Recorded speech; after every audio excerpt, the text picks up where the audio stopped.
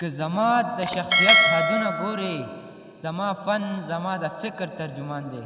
سلامونه او احترامات او نیکې هیلې. امید دی چې ښه به یې، جوړ به یې او د ژوند په مزو کې به یې. ملګرو راهید ملنګ یم او زمونږ د خوږ ملګري وزیرستان نه فرمایش کړی دی رحیم پرنس. دا د رحیم پرنس ته ډالۍ وي.